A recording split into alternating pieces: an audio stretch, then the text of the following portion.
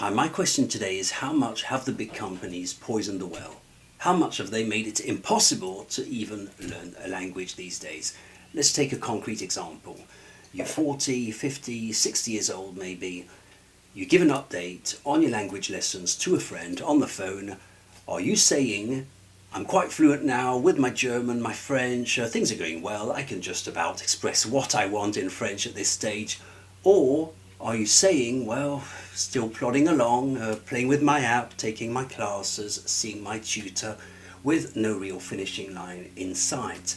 Let's pray it all falls into place when I get to France. Are you hearing from anyone between 40 and 60 who've told you lately that they've learned a whole new language?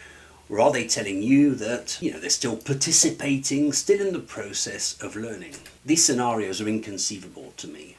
What I believe these big companies have done is that they've made mediocrity acceptable.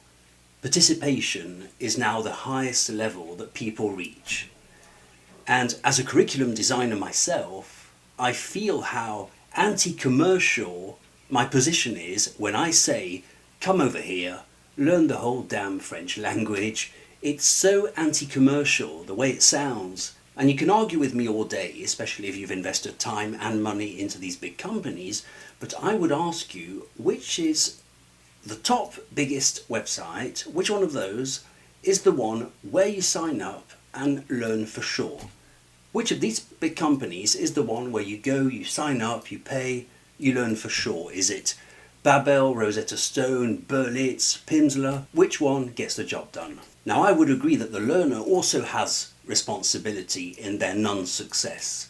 It's not just the companies. However, big companies aren't stupid, or they wouldn't be big companies.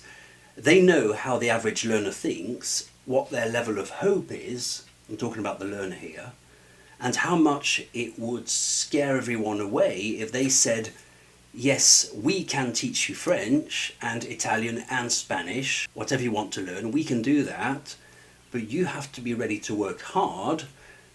That's not a very sexy message, is it?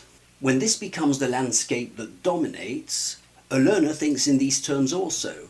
The product becomes the philosophy. Gamified apps say learning is a game.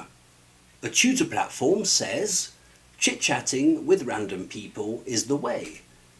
A CFR test says languages are about tests and levels. A podcast maker says languages are about listening. The product becomes the philosophy, and the appreciation of quality becomes something else than the result. They have a large variety of exercises. They have AI for feedback. I can chat with other users. They offer 50 languages. The pricing is really reasonable. Anything but the result. I have never heard, I like this big company XYZ because they get the job done. It's always something else, nothing to do with the result.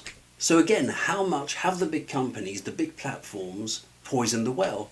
How much have they lowered the bar to make the definition of language learning synonymous with participation? I'm learning a language, therefore I'm participating. That's what it means to learn a language these days.